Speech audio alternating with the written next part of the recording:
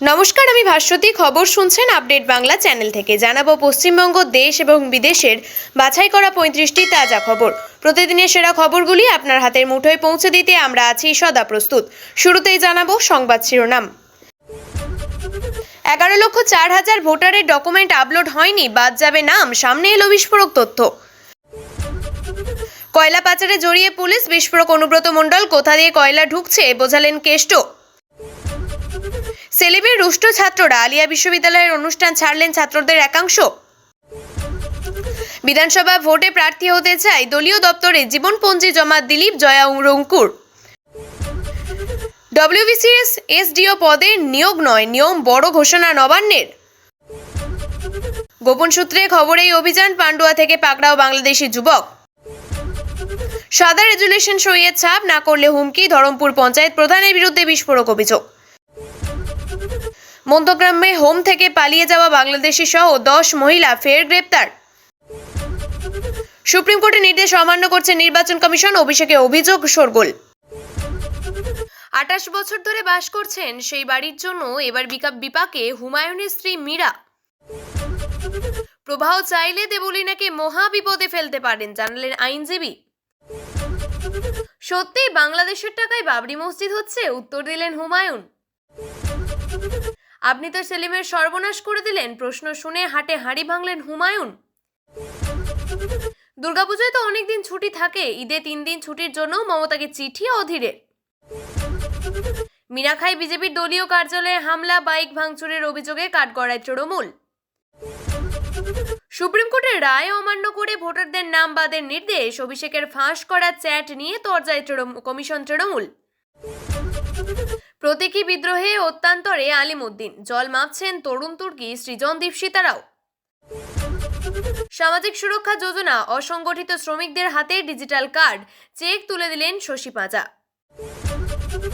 বাঙালিয়ানায় শান, মায়াপুরে জয় শ্রীরাম ছেড়ে হরে কৃষ্ণ ধ্বনির শহর, কটাক্ষ তৃণমূলের। মমতা বন্দ্যোপাধ্যায়ের অনুপ্রেরণা, কলকাতায় পা রেখে উচ্ছ্বাসিত তাপসী।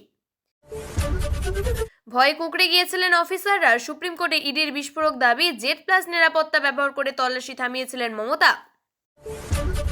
তৃণমূল কর্মীকে মারধরের অভিযোগ, ময়নায় গ্রেপ্তার বিজেপির জেলা পরিষদের সদস্য। ঢাকায় আচমকা তুরস্কের প্রেসিডেন্ট পুত্র, তার সঙ্গে বিশ্বজয়ী ফুটবলার। ভোটার তালিকায় নথি বিভ্রাট, কাঠগড়ায় ইয়ারও কড়া পদক্ষেপের পথে কমিশন। পুলিশ কর্তাকে গুন্ডা হওয়ার হুমকি, বিজেপি সাংসদ রাজু বিস্তার, শোরগোল পাহাড়ে। ভোটার তালিকার নামে বিভ্রাট, কমিশনের দ্বারস্থ তৃণমূল, সংখ্যালঘু এলাকায় বঞ্চনার অভিযোগ। আপনাদের কাছে একটা অনুরোধ রইল, আমরা প্রতিদিন চেষ্টা করি আপনাদের জন্য সঠিক, সংক্ষিপ্ত এবং নিরপেক্ষ খবর পৌঁছে দিতে। আমাদের এই ছোট্ট চেষ্টাকে যদি আপনার ভালো লাগে তাহলে দয়া করে একটা লাইক দিয়ে পাশে থাকার বার্তা দিন। আপনাদের একটা লাইকই আমাদের আগামী দিনের অনুপ্রেরণা। এতক্ষণ শুনছিলেন সংবাদ শিরোনাম, এবার জানাবো বিস্তারিত খবরগুলি। কখনো হুমায়ুনের স্ত্রী, কখনো মেয়ের শ্বশুর বাড়িতে যাচ্ছে নোটিশ। ভোটের মুখে জেরবার জনতা উন্নয়ন পার্টির প্রতিষ্ঠাতা হুমায়ুন কবির। কিছুদিন আগেই মাদক ব্যবসায় যুক্ত থাকার অভিযোগে হুমায়ুনের মেয়ের শ্বশুর বাড়িতে হাজির হয় পুলিশ। আর এবার ভূমি এবং ভূমি সরকার দপ্তরের নোটিশ পেলেন হুমায়ুনের স্ত্রী মীরা সুলতানা। মুর্শিদাবাদের রেজিনগরে যে বাড়িতে হুমায়ুনের সপরিবারে বাস করেন সেই বাড়ি নিয়েই বিপত্তি। রেজিনগরে জলাজমি বুঝিয়ে বাড়ি তৈরি করার অভিযোগ উঠছে মীরা সুলতানার বিরুদ্ধে। 7 দিনের মধ্যে জবাব তলব করা হয়েছে। হুমায়ুন কবিরের দাবি, একসময় ওই জমিতে নালা ছিল ঠিকই, তবে তা বোঝানোর পরেই জমি কিনেছেন তিনি। তার কাছে সব বৈধ নথি আছে বলে জানিয়েছেন হুমায়ুনের সঙ্গে যোগাযোগ করা হলে তিনি বলেন, আমার ডিভ আছে, ওই জমিতে একটি নালা রেকর্ডে ছিল, কিন্তু কেনার সময় নালা ছিল না, ভরাট অবস্থায় ছিল। 2003 সালে কেনার পর 2005 সালে বাড়ি করা শুরু করি। পঞ্চায়েতের পারমিশন নিয়ে শুরু করি কাজ। এটি রেজিনগরে ঠাকুর পরিবারের জমি ছিল বলে জানিয়েছেন তিনি। হুমায়ুন আরও উল্লেখ করেন, দলিলে হুমায়ুনের 4 ভাইয়ের সই আছে। হুমায়ুন বলেন, বাড়ি তৈরি করে 18 বছর ধরে সেখানে বসবাস করছি। আসলে হুমায়ুন কবির এখন গলার কাঁটা হয়ে আছে, তাই এসব করা হচ্ছে। একদিকে বিষয়টি পুরোপুরি প্রশাসনিক বলে উল্লেখ করেছেন তৃণমূলের মুখপাত্র কুণাল ঘোষ। তার দাবি, আইন অনুযায়ী ব্যবস্থা নেওয়া হবে। মিডিয়াতেও তার জনপ্রিয়তা আকাশ ছোঁয়া, কিন্তু সেই গায়িকা দেবলীনা নন্দীর ব্যক্তিগত জীবনে এখনো বইছে ঝোড়ো হাওয়া। 2024 সালে 10 ডিসেম্বর জাঁকজমক করে প্রবাহ নন্দীর সঙ্গে 7 পাকে বাধা পড়েছিলেন তিনি, কিন্তু বিয়ের 1 বছর ঘুরতে না ঘুরতেই সেই রূপকথা যেন বিষাদে পরিণত হয়েছে। অভিযোগ, দীর্ঘদিনের মানসিক এবং শারীরিক নির্যাতন সহ্য করতে না পেরে আত্মহত্যার পথ বেছে নিয়েছিলেন গায়িকা, খেয়েছিলেন 78টা ঘুমের ওষুধ। সেই ঘটনায় উত্তাল হয়েছিল গোটা সোশ্যাল মিডিয়া। দেবলীনার অভিযোগ, তার স্বামী প্রবাহ নন্দী নাকি তার মা এবং স্বামীর মধ্যে যে কোনো একজনকে বেছে নিতে বলেছিলেন। সেই টানাপোড়েনের মাঝে পড়েই নিজের জীবনকে শেষ করে দেওয়ার চেষ্টা করেছিলেন দেবলীনা। তবে এখন অনেকটাই শারীরিক দিক থেকে সুস্থ তিনি, মঞ্চেও ফিরেছেন। আর এবার স্বামী প্রবাহ নন্দীর বিরুদ্ধে বড় পদক্ষেপ করলেন দেবলীনা। অন্তত সূত্রের খবর অনুযায়ী দেবলীনা নাকি তার পাইলট স্বামীর বিরুদ্ধে বধূ নির্যাতনের মামলা দায়ের করেন। তবে এই খবর উঠে গেলেও দেবলীনা পুরো বিষয়টা নিয়ে মুখে কুলু মেটেছেন। সম্প্রতি ফেসবুকে একটি লম্বা পোস্ট করলেও সরাসরি এই মামলার কথা বলেননি। ঠিক এরই মাঝে সোশ্যাল মিডিয়ায় আইনজীবী মুকুল বিশ্বাস তার ফেসবুক পেজ ভয়েস অফ ভয়েসলেসে একটি ভিডিও পোস্ট করেন। সেখানে স্পষ্ট জানিয়ে দেন, শুধু দেবলীনা নয়, প্রবাহও মামলা করতে পারেন দেবলীনার বিরুদ্ধে। আর প্রবাহ তা করলে দেবলীনা যে বিপাকে পড়তে পারেন তা স্পষ্ট করে দেন আইনজীবী মুকুল বিশ্বাস। অভিযোগে দেবলীনা জানিয়েছেন, বিয়ের পর থেকেই তার উপরে মানসিক এবং শারীরিক নির্যাতন চলছিল। পারিবারিক অশান্তি ক্রমশ বাড়তে থাকে এবং পরিস্থিতি অসহনীয় হয়ে ওঠে। জানুয়ারি মাসে আত্মহত্যার চেষ্টার ঘটনার পরেই বিষয়টি সামনে আসে। হুমায়ুন কবিরের বাবরি মসজিদের টাকা কোথা থেকে আসছে? 24 ঘন্টা আগেই এই নিয়ে বিস্ফোরক মন্তব্য করেছিলেন বিধানসভার বিরোধী দলনেতা শুভেন্দু অধিকারী। বুধবার শুভেন্দুর মন্তব্যের জবাব দিলেন জনতা উন্নয়ন পার্টির প্রধান। আর সেই উত্তর দিতে গিয়ে বিধানসভার বিরোধী দলনেতাকে নিশানা করলেন হুমায়ুন।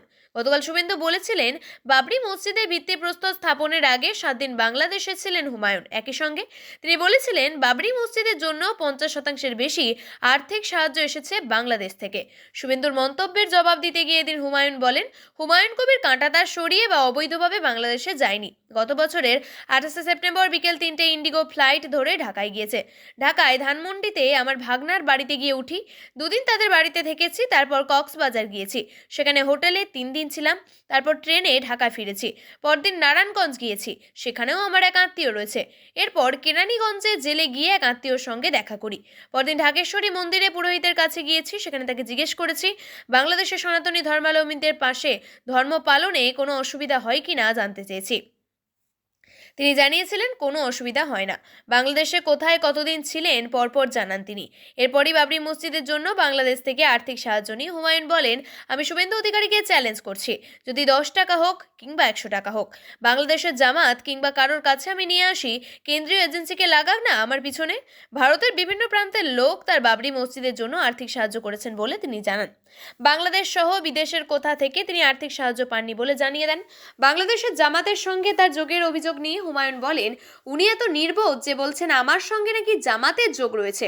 শুভেন্দু অধিকারীকে আমি বলবো, কেন্দ্রীয় সরকারে কে রয়েছে? আপনার সব থেকে কাছের লোক অমিত শাহই তো রয়েছেন। একজন লোক আত্মহত্যা করে কখন? যখন সে শেষ পর্যায়ে পৌঁছে যায়। দলের প্রতি তীব্র ক্ষোভের সঙ্গে বলছেন প্রতীকুর রহমান।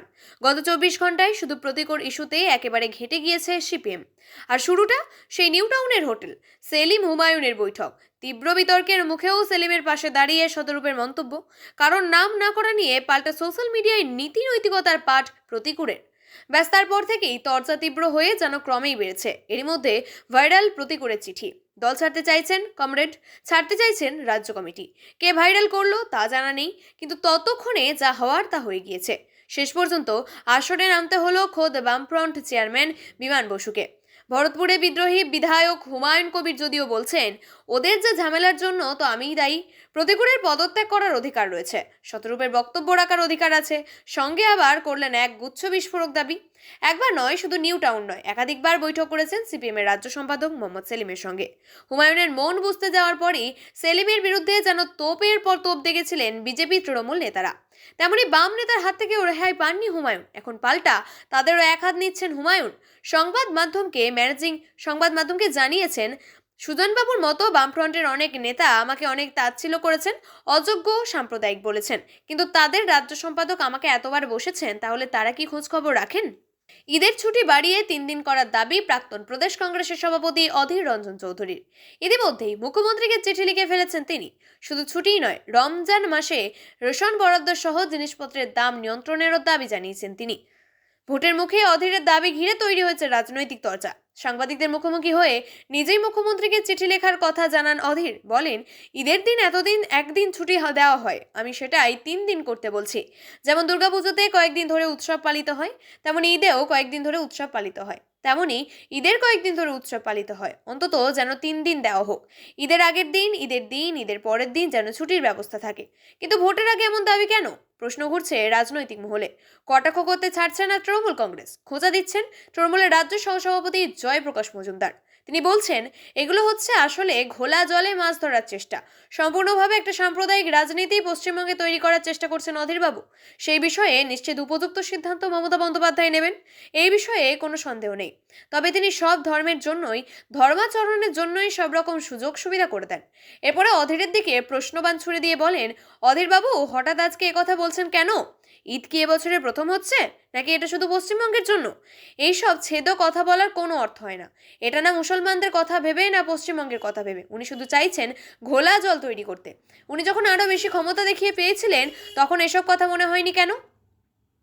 মিনাখায় বিজেপির দলীয় কার্যালয়ে হামলার অভিযোগ। দলীয় বৈঠক চলাকালীন হামলা হয় বলে দাবি। তৃণমূলের বিরুদ্ধে হামলার অভিযোগ বিজেপির কর্মীদের মারধর করা হয়, বাইক ভাঙচুর করা হয় বলেও অভিযোগ তোলা হচ্ছে। এই ঘটনায় ব্যাপক উত্তেজনা ছড়িয়েছে এলাকায়। ঘটনাস্থলে পৌঁছেছে পুলিশ। ঘটনাস্থল থেকে যে ভিডিও সামনে এসেছে তাতে দেখা গিয়েছে পরপর দাঁড় করিয়ে রাখা মোটরসাইকেলগুলির ভাঙচুর চালানো হয়েছে। বিজেপির দলীয় কার্যালয়ে ভাঙচুরের চেষ্টা চালানো হয় বলেও অভিযোগ। অন্যদিকে ঘরের মধ্যে তোলা একটি ভিডিওয় দেখা গিয়েছে বেশ কয়েকজনের জটলা বাইরে, একজন বাইক ভাঙচুর করছে। বিজেপির দাবি, সামনে নির্বাচন উপলক্ষে তার দলীয় বৈঠক চলছিল, সংগঠনের কাজে জোর দিতে এই বৈঠকের আয়োজন হয়। সেই সময় অতর্কিতে হামলা চালায় তৃণমূল এবং তাদের সমর্থকরা। বিজেপি কর্মীরাই মারধর করা হয় বলে অভিযোগ। গোটা ঘটনায় উত্তেজনা ছড়ায়। কি কারণে হামলা চালানো হলো তা যদিও স্পষ্ট নয়। মিনাখা থানায় পুলিশ তদন্তে নেমেছে। বিজেপির দাবি, তাদের বেশ কয়েকজন আহত। নির্বাচনের আগে গেরুয়া শিবিরে উজ্জীবিত হয়েছে বলেই তৃণমূল হামলা চালিয়েছে বলে দাবি তাদের। বিজেপির বসিরহাট সাংগঠনিক জেলা সভাপতি সুকল্যাণ বৈদ্যের দাবি, এখনও তারা বেশ কিছুদিন নেতাকর্মীদের খোঁজ পাওয়া যাচ্ছে না। বামুনপুকুরে দলীয় কার্যালয়ে তারা নিজেদের মতো বৈঠক করছিলেন, সেই মতো তৃণমূলের তাণ্ডব চালাতে শুরু করে। এমনকি দলীয় কার্যালয়ে তাদের আটকে রাখা হয়। অন্তত 10 থেকে 11 জন কর্মী আহত হয়েছে বলে অভিযোগ তার। অনেককে খুঁজে পাওয়া যাচ্ছে না বলেই দাবি সুকল্যাণের। তিনি বলেন, তৃণমূলের হাড়মাদ নেতা সৈফুদ্দিনের নেতৃত্বে হামলা, 30 থেকে 35টি বাইক ভাঙচুর করা হয়েছে। ঢিলছড়া দূরত্বে থানা, পুলিশ দাঁড়িয়ে মজা দেখছিল।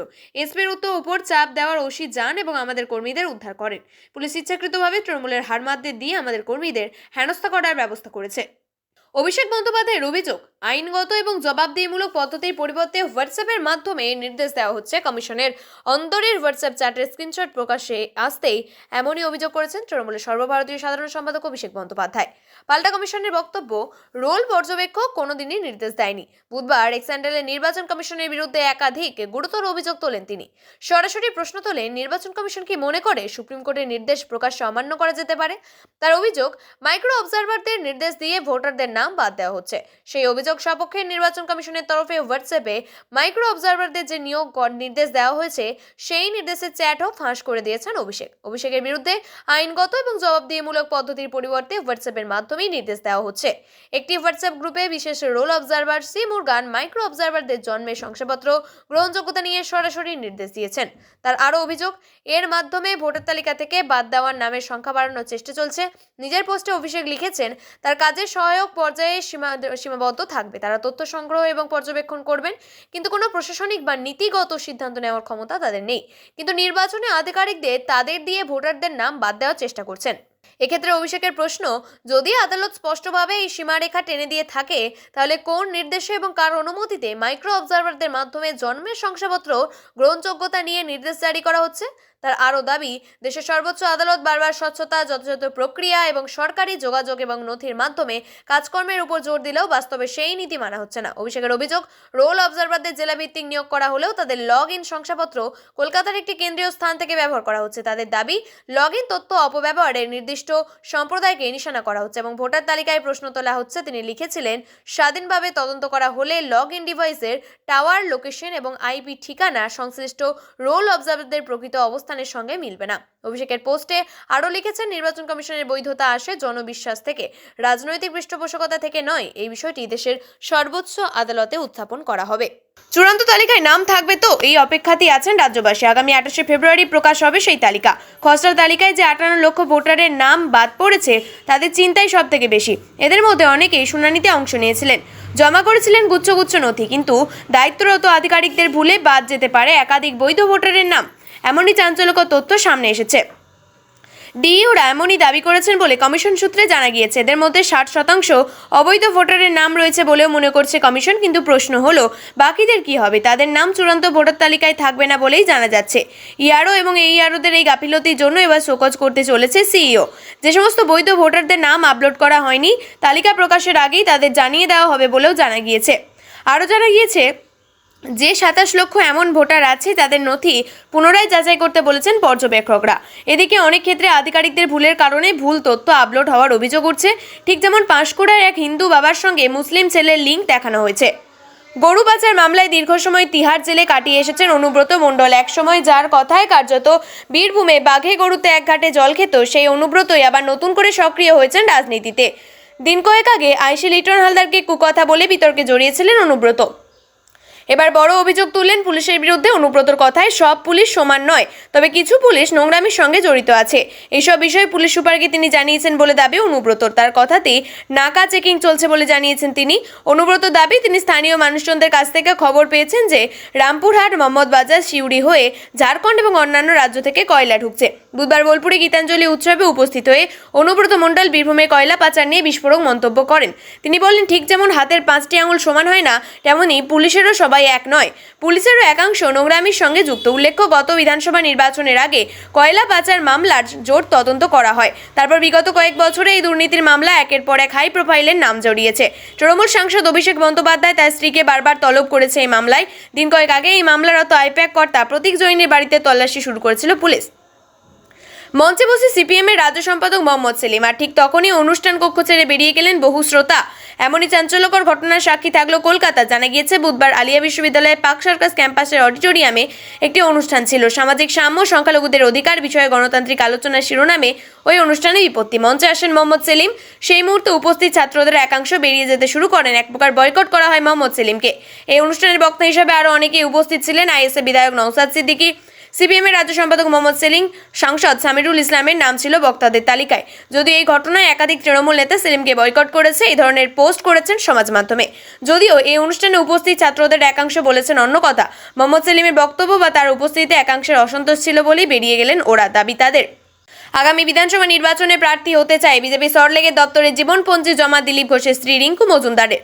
সূত্রের খবর, গত 31শে জানুয়ারি নিজের জীবনপঞ্জি জমা করেছেন তিনি। ওই দিন সন্ধ্যায় বিজেপি সল্টলেকের দপ্তরে গিয়ে একজনের হাতে জীবনপঞ্জি তুলে দিয়েছেন রিঙ্কু মজুমদার। বিজেপি সল্টলেক দপ্তরে গিয়ে একজনের হাতে জীবনপঞ্জি তুলে দিয়েছেন রিঙ্কু মজুমদার। সূত্রের খবর, গত 31শে জানুয়ারি নিজের জীবনপঞ্জি জমা করেছেন তিনি। প্রথমে মেদিনীপুর শহর, তারপর বীজপুর এবং নিউ টাউনে লড়তে চেয়েছেন তিনি। ওই জীবনপঞ্জি ছত্রে ছত্রে বিজেপি তার কাজের কথা লিখেছেন সাপুরজির প্রাক্তন বাসিন্দা। ওই জীবনপঞ্জির প্রথমেই তিনি লিখেছেন, তৃণমূল স্তরের সামাজিকভাবে একজন সক্রিয় নেত্রী তিনি। এ প্রসঙ্গে রিঙ্কু মজুমদারের দাবি, আমি মিসেস ঘোষ হয়েছি মাত্র কয়েক মাস হলো, কিন্তু 2013 সাল থেকে নিউ টাউনে থাকি, দলের কাজ করেছি, বিয়ে, ছেলের মৃত্যু হয়েছে। এখন আমার পরিকল্পনাতে ছিল মানুষের জন্য কাজ করব। সাংগঠনিক দায়িত্ব পালন করেছি, আর সিভি তো অনেকেই জমা করেছেন। আমার তো একটা রাজনৈতিক সত্তাও আছে, আমি চাই লড়াই করতে, জিততে চাইবো অবশ্যই। সূত্রের দাবি, রিঙ্কু মজুমদার প্রার্থী হতেছে। জীবনপঞ্জি জমা দেওয়ার বিষয়টি সম্পর্কে অবগত দিলীপ ঘোষ নিজেও, তবে রাজনৈতিক তাৎপর্যপূর্ণ বলে মনে করছেন অনেকেই। মন্ত্রিসভার বৈঠকে রেশ কাটতে না কাটতেই বড়সড় প্রশাসনিক রদবদলে শিলমোহর দিল নবান্ন। পশ্চিমবঙ্গ সিভিল সার্ভিস আধিকারিকদের পদোন্নতি এবং নিয়োগের ক্ষেত্রে দীর্ঘদিনের নিয়মে আমূল সংশোধন এবং বুধবার বিজ্ঞপ্তি জারি করল রাজ্য সরকার। নতুন এই নির্দেশিকার ফলে মহকুমা শাসক বা এসডিও পদে নিয়োগের পথ অনেকটাই প্রশস্ত হলো তরুণ আমলাদের জন্য।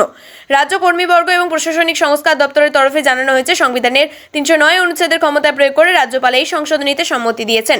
উল্লেখ্য, এই 5 বছরের মেয়াদের মধ্যে আধিকারিকদের প্রবেশন পর্ব বা শিক্ষানবিশ কাল এবং বিডিও হিসাবে কাজের সময়সীমাকেও অন্তর্ভুক্ত করা হবে। প্রশাসনিক বিশেষজ্ঞদের মতে এই সিদ্ধান্তের ফলে জেলা স্তরে প্রশাসনের আরও কাজের গতি আসবে। বিডিও হিসাবে দ্রুত মহকুমা সামলানোর দায়িত্ব পেতে পারেন। এর ফলে যেমন প্রশাসনিক কাজের অভিজ্ঞতা সঠিক প্রয়োগ হবে, তেমনই সিভিল সার্ভিস আধিকারিকদের মনোবলও বৃদ্ধি পাবে। বুধবার অতিরিক্ত মুখ্য সচিবের স্বাক্ষরিত এই বিজ্ঞপ্তি জারি হওয়ার পর থেকে নবান্নের অন্দরে শুরু হয়েছে জোর চর্চা।